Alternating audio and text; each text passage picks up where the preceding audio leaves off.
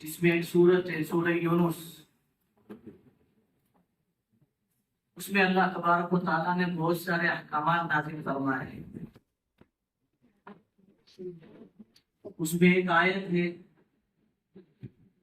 یا ایھا الناس اتقوا یا ایھا الناس قد جاءتکم موعظۃ من ربکم وشفاء لما فی الصدور۔ یہ آیت کلام پاک کے تعلق سے نازل ہوئی ہے، جس میں اللہ تبارک و تعالیٰ فرما رہے ہیں کہ اے سارے کے سارے انسان، صرف مسلمانوں سے اور ایمان والوں سے اللہ تعالیٰ مخاطب نہیں ہے، بلکہ ساری انسانیت سے اللہ تعالیٰ مخاطب ہے۔ اور اس میں اللہ تبارک و تعالیٰ یہ فرما رہے ہیں جو قرآن نازل کیا ہے یہ صرف مسلمانوں کے لیے ہی نہیں بلکہ یہ سب کے لیے۔ جب قرآن کے احکامات کے مطابق زندگی گزارے تو صرف مسلمان کامیاب ہو گئے ایسا نہیں ہے، بلکہ اللہ تبارک و تعالیٰ سارے انسانوں کو کامیاب کرے۔ یہ سارے انسانوں کے لیے اللہ تبارک و تعالیٰ نے ایک کتاب نازل فرمائی کہ مسلمانوں کی ذمہ داری نہیں ہے۔ اور اس میں اللہ نے کیا رکھا ہے؟ یہاں اللہ تبارک و تعالیٰ چار باتیں بتلائیں۔ ایک تو فرمایا کہ موعظۃ قد جاءتکم موعظۃ، جو کتاب ہم نے تمہاری طرف نازل کی ہے، تمہاری طرف بھیجی ہے، یہ کتاب تمہارے لیے نصیحت ہے، نصیحت سارا اصل نصیحت ہے۔ جہاں سے اٹھاؤ پڑھو تو سب نصیحت کی بات ہے، نصیحت ہے، نصیحت تمہارے لیے بہت بڑا عبرت کا سامان ہے، بہت ساری تمہارے لیے اس میں اسباب اللہ پاک نے رکھے ہیں، شروع سے لے کر آخر تک نصیحت کی بات ہے۔ نماز پڑھو نصیحت ہے کہ نہیں؟ ایمان لاؤ نصیحت ہے کہ نہیں؟ اللہ سے ڈرو نصیحت ہے کہ نہیں؟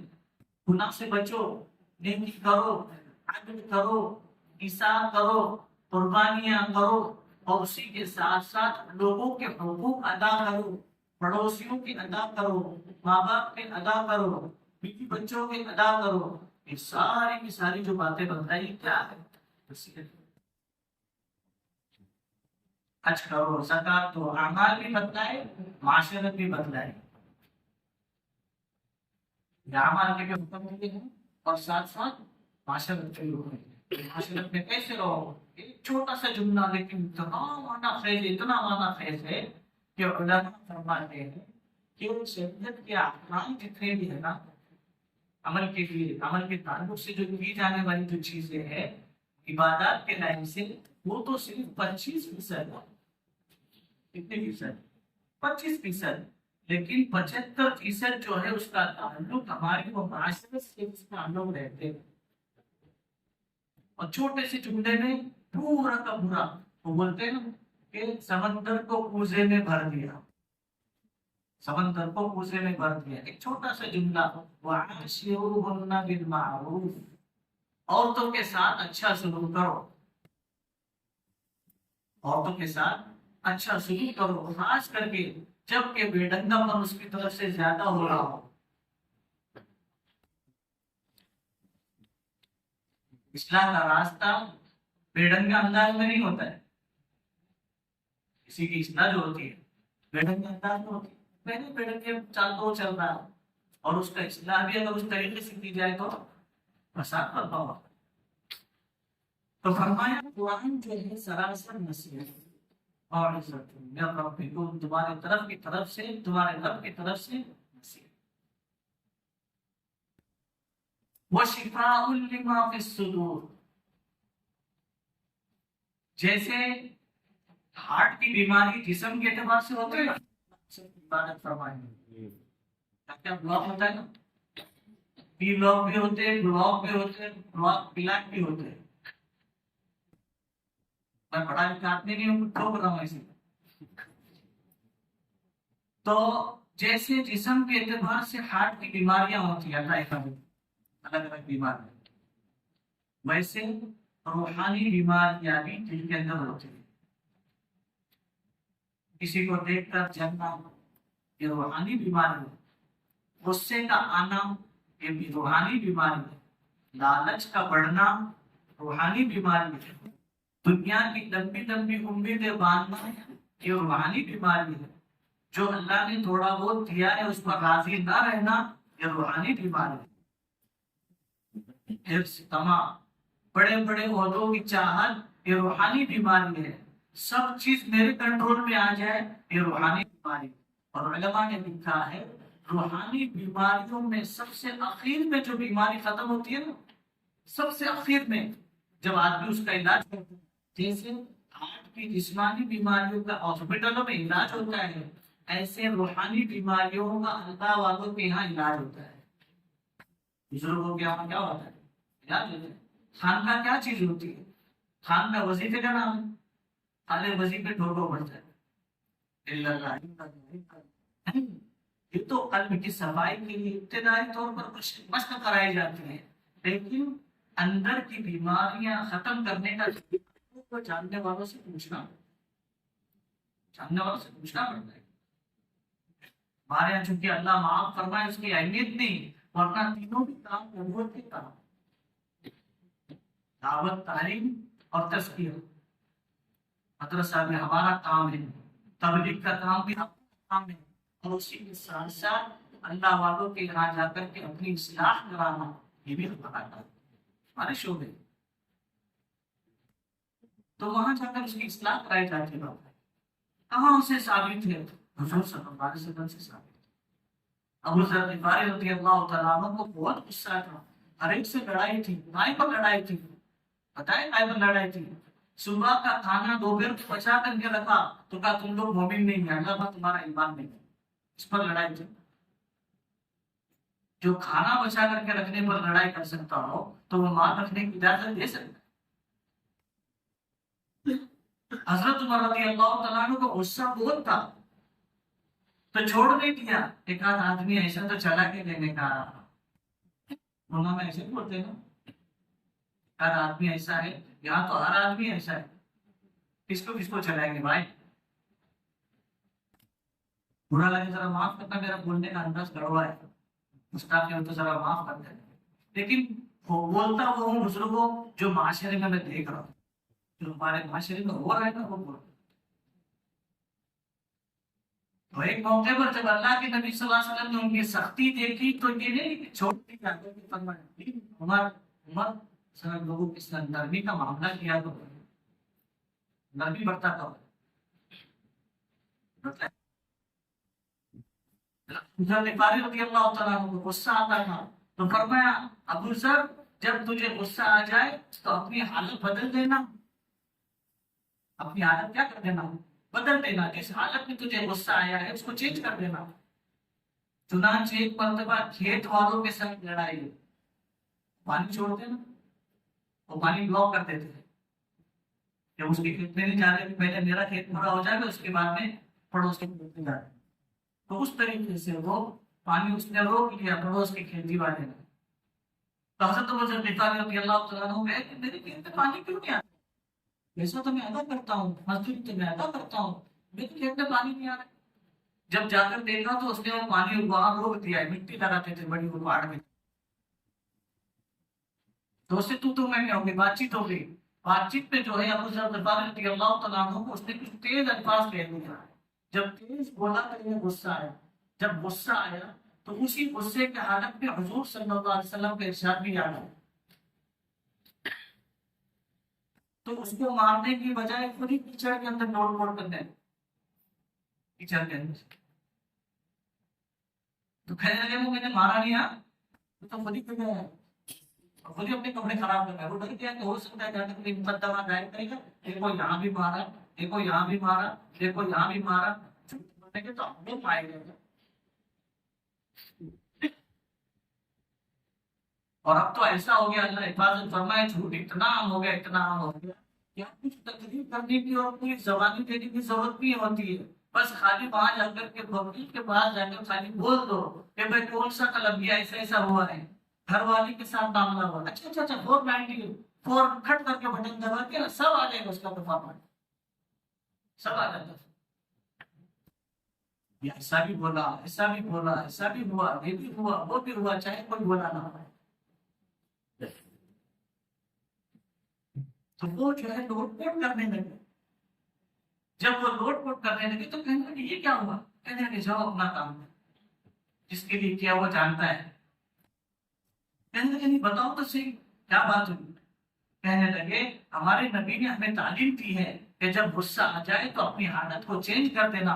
اب چینج کرنے کے لیے میں اچھی جگہ تلاش کروں تب تک تو کیا سے کیا ہو جائے گا، اس لیے میں یہی لوٹ پوٹ ہو گیا۔ کپڑے تو دھوئے جا سکتے ہیں، عمل چھوڑا نہیں جا سکتا۔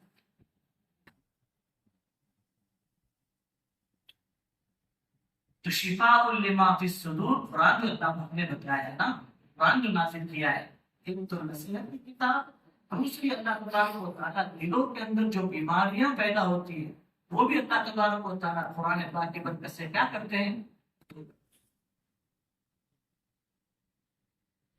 اور تیسری چیز بتائی وہ ہدن، کہ اللہ تبارک و تعالیٰ قرآن پاک کو اللہ تعالیٰ کی ہدایت کے لیے ہدایت آتے ہیں۔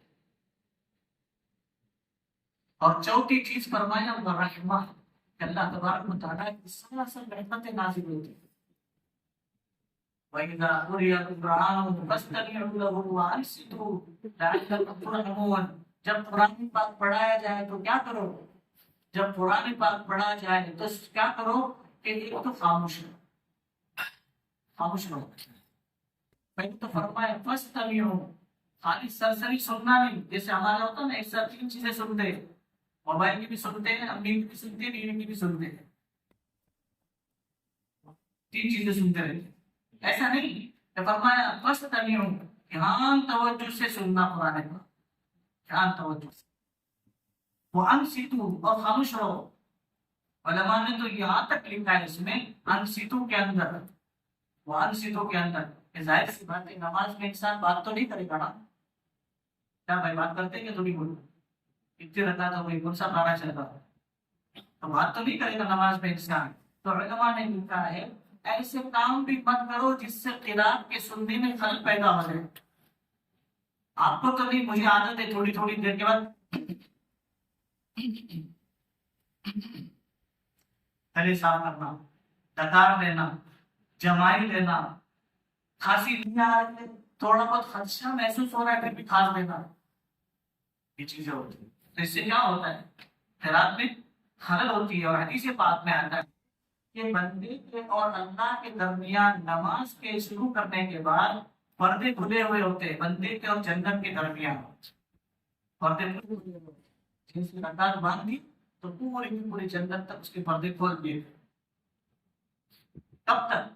حدیث پاک میں آتا ہے جب تک کہ بندہ کھانسی وغیرہ میں مشغول نہ ہو جائے، اس میں الفاظ کھانسی میں، ڈکار میں، بخار میں، چکار میں مشغول نہ ہو جائے، تب تک جو ہے اس کے پردے کھلے رہتے ہیں۔ جب وہ اس چیز میں مشغول ہو جاتا ہے تو پھر ڈسٹرب ہوتا ہے جنت میں، تو اللہ تعالیٰ پردے ہٹا دیتا ہے۔ قرآن پاک میں اللہ نے یہ چیزیں رکھی، اس کو اپنی زندگی میں لانے کے لیے کیا کرنا پڑے گا؟ اس کے لیے قرآن کے 5 حقوق بتلائے، 5۔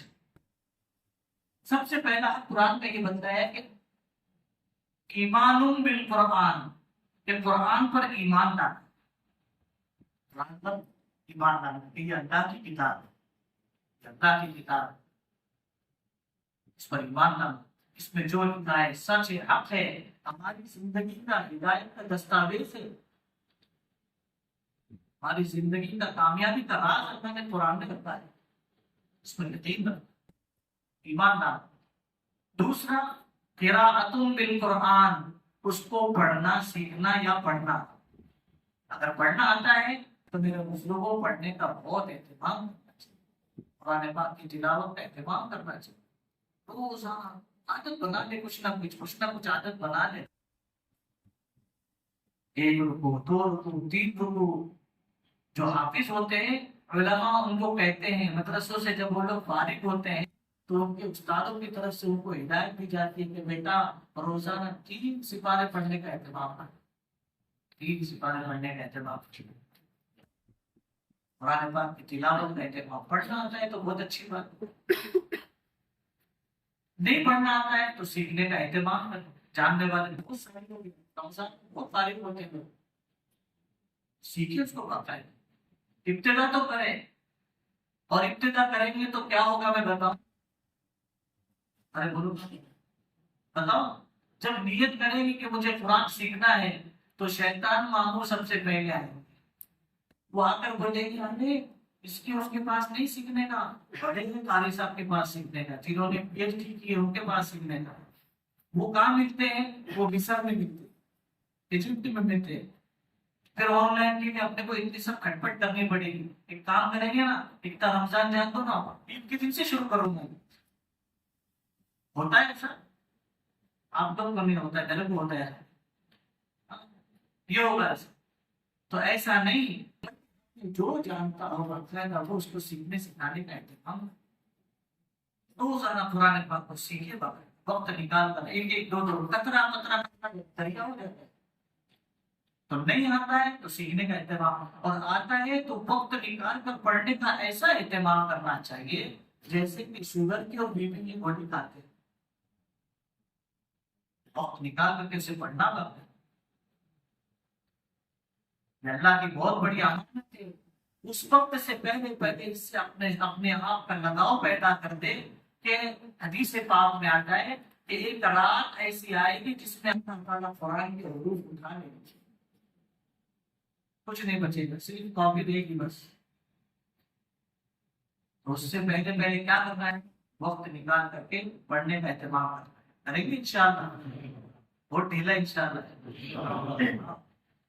اگر گھر میں جا کر سستی آ رہی ہے تو مسجد میں پڑھنے کا اہتمام کریں، مسجد میں ماحول ہوتا ہے، ماحول میں بہت ساری چیزیں ہو جاتی ہیں، اس لیے قرآن پاک کی تلاوت اور سیکھنے کا اہتمام۔ تیسرا فرمایا کہ تفہیم القرآن، کہ قرآن پاک کو سمجھنا، اللہ تعالیٰ کیا فرما رہے اس میں، اعوذ باللہ کا ترجمہ، بسم اللہ کا ترجمہ، سورہ فاتحہ کا ترجمہ، والعصر سب سے زیادہ پڑھی جاتی ہے انٹرنیشنل سورت ہے نماز میں، والعصر اور انا اعطینا، اگر یہ نہیں ہوتی تو اپنی زندگی کا کیسا ہوتا سوچو آپ۔ سب سے زیادہ نماز میں پڑھے جانے والی صورتیں یہ، تو اس کا ترجمہ سیکھنا، ایک ایک چیز کا ترجمہ بہت آسان ہے، اور ترجمہ کے لیے الحمدللہ آپ کی اتنی بڑی مسجد کے اندر روزانہ رمضان کے علاوہ جو ہے فجر کے بعد تفسیر ہوتی ہے، فجر کی نماز کے بعد روزانہ ترتیب سے ترجمہ، اس کے بعد اللہ تعالیٰ کیا فرمانے، 15-20 منٹ زیادہ سے زیادہ ہوتا ہے اس میں بیٹھے، جہاں ایسی محفل مجلس لگی ہوئی ہے تو اس میں بیٹھ کر کے باقاعدہ سمجھے قرآن میں اللہ تعالیٰ فرما کیا ہے، اس کو سمجھنے کی کوشش کر۔ ترجمہ اگر ہو تو اس کا دیکھنا بات ہے، معتبر علماء کی تفاسیر دیکھنا،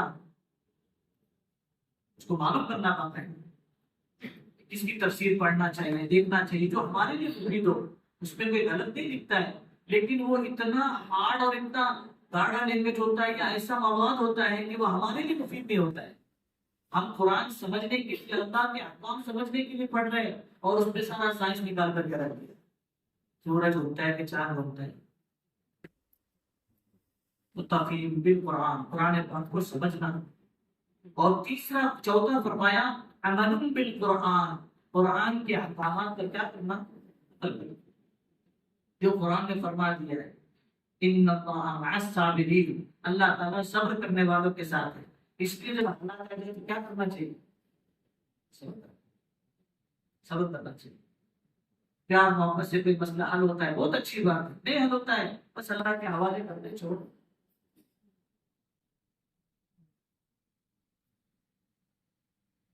تو آپ قرآن پاک کے احکام پر عمل، اور چوتھی پانچویں چیز بتلائیں کہ اشاعت قرآن، قرآن کو عام کرنا، قرآن کو عام کرنا۔ بھی تقریباً روزے ہو گئے، یہاں سے میں آتا جاتا ہوں، چھوٹے چھوٹے بچے جو ہے، کوئی 7 اسٹینڈرڈ میں، کوئی 3rd میں، کوئی 8 میں، کوئی 9 میں، تو میں چلتے چلتے ذرا اپنی گھنٹی آتے تھے، میں پوچھتا رہتا تھا بیٹا قرآن پڑھتے ہو کہ نہیں پڑھتے، روزہ رکھتے ہو کہ نہیں رکھتے، پوچھتا رہتا۔ تقریباً 15 سے 20 بچے ایسے بھی ہوئے، دیکھیں کیا بھائی باہر کے نہیں آنے بھائی، وہ کہتے ہیں کہ انکل ہم کو پڑھنا ہی نہیں آتا ہے، پڑھنا نہیں آتا پھر کیا کریں گے؟ ممی کے پاس سیکھیں گے لیکچر. ممی اتنی سیکھی ہوئی ہوتی تو پپا کو پہلے سکھاتی تھی اور پپا پورے کائنات کو سکھاتا تھا.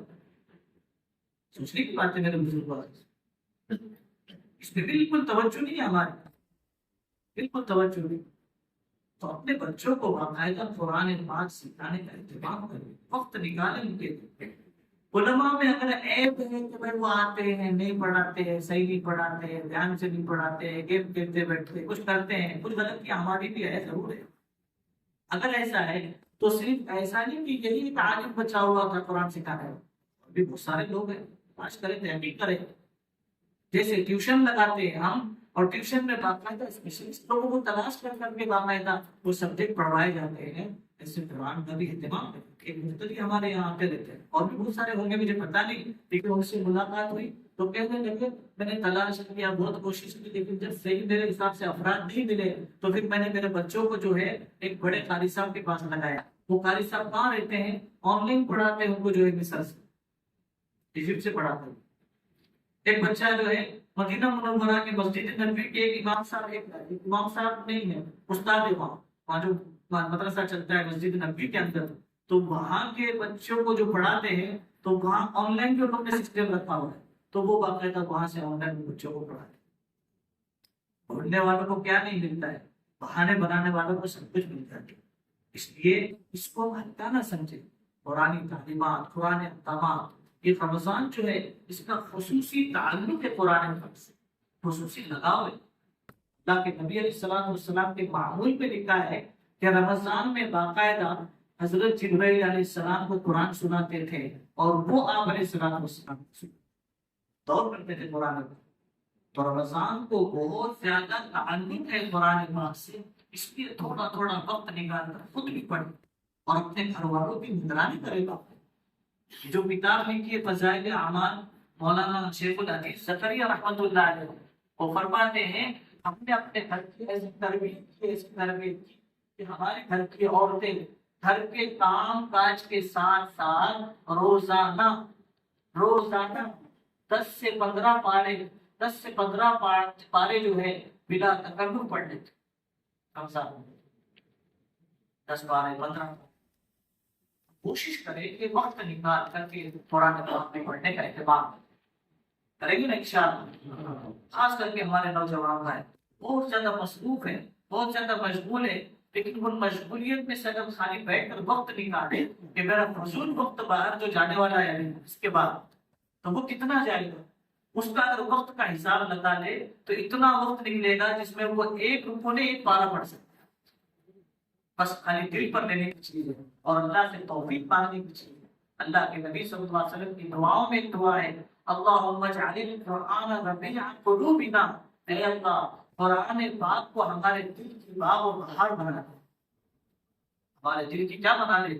باغ و بہار. خوشی کی چیز جب انسان کو نظر آتی ہے تو کتنا خوش ہو جاتا ہے. کوئی اچھا منظر، کوئی اچھا اگر موسم اگر نظر آ جائے تو انسان کتنا اس کو جو ہے غور سے دیکھتے رہتا ہے، اس کا کتنا دلچسپ اس سے ہوتا رہتا ہے، اتنا اس سے کتنا متاثر ہوتا رہتا ہے. ایسی فرمایا قرآن نظر آتے ہی میرے دل کی دنیا بدل جائے. اس کے لیے اس کی کوشش کرنا ہے، کریں گی فکر اللہ تعالیٰ نے اس میں بات کو بسم اللہ الرحمن الرحیم. سبحان ربی العلی الوہاب، سبحان ربی العلی الوہاب، سبحان ربی العلی الوہاب. اللهم صل على سيدنا محمد وعلى آل سيدنا محمد وبارك وسلم. اے اللہ ہمارے گناہوں کو معاف فرما، ہماری خطاؤں سے درگزر فرما، کمزوریاں، کوتاہیاں، غفلتیں، نادانیاں، بے فکریاں سب کو معاف فرما. اے اللہ زندگی میں ہم نے بہت سے رمضان دیکھے، ہر رمضان ہمارا کھاتے پیتے سوتے پہنتے اوڑھتے گزر گیا. اے اللہ ایک مقدر کا رمضان ہمیں نصیب فرمایا تھا، اس کا بھی پہلا عشرہ گزرنے کو ہے. اے اللہ اب تک تو ہمیں لگ بھی نہیں رہا کہ رمضان شروع ہوا ہے. روٹین پر ایک عادت بنی ہے تو ہم تراویح پڑھ لیتے ہیں، روٹین بنی ہوئی ہے تو روزہ رکھ لیتے ہیں. اللہ پڑھنا ہے ارحم الراحمین.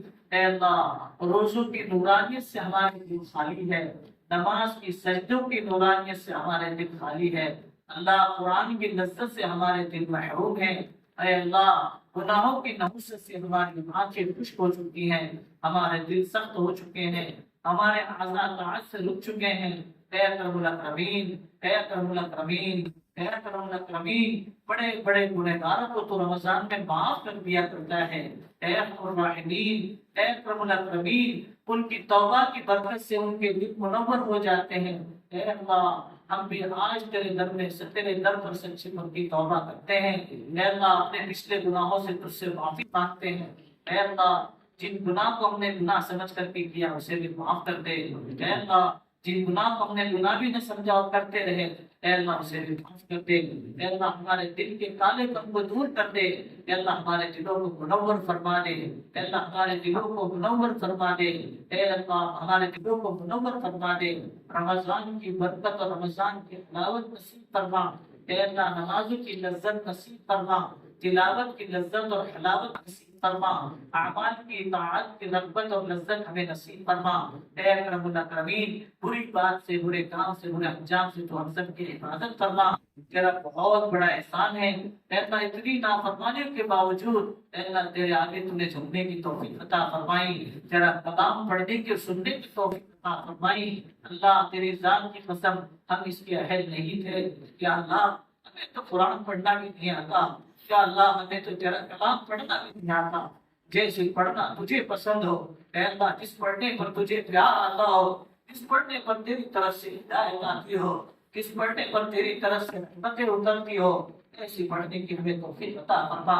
اے اللہ، جس پڑھنے پر تیرا غضب ٹھنڈا ہوتا ہو، ایسا پڑھنے کی ہمیں توفیق عطا فرما۔ تیرا احسان ہے اے اللہ، اے رب الراحمین، رمضان میں تو نے ہمارے رزق کو بھی بڑھا دیا ہے۔ اے اللہ، تیرا احسان ہے، ہمارے دستروں پر تیری بڑی نعمتیں ہیں۔ اے اللہ، سحری میں بھی بہت ساری نعمتیں ہیں، افطار میں بھی بہت ساری نعمتیں ہیں۔ اے اللہ، تیرے کچھ بندے ایسے بھی ہیں اے اللہ، ملک کے کسی کونے میں پڑے ہوئے ہیں، اے اللہ پانی کو ترس گئے مولا، کھجور کو ترس گئے مولا، اے اللہ دال کے پانی کو ترس گئے مولا، اے اللہ ٹھنڈی سے بچاؤ کے لیے اپنے آپ کو گرم کپڑوں کے لیے ترس گئے مولا، اے کرم الکرمی، قرآن کے نسخوں کو دیکھنے کے لیے ترس گئے مولا، اے کرم الکرمی، اپنے ماں باپ کے دیدار کو ترس گئے مولا، بھائی بہن کے دیدار کو ترس گئے، چھوٹے چھوٹے معصوم بچے، اے اللہ ان پر شفقت کا ہاتھ رکھنے والا تیرے علاوہ کوئی نہیں ہے۔ اے اللہ، تو نے جنہیں توفیق دی وہ ان کی نگرانی کر رہے ہیں، اور اے اللہ چھوٹی تسلیاں انہیں دے رہے ہیں۔ ابھی تمہارے آگے آئیں گے، ابھی تمہاری آگے آئے گی۔ اے کرم الرحیم، اے کرم الرحیم، ایسے برے حالات سے تو نے ہماری حفاظت کی، تیرا احسان ہے۔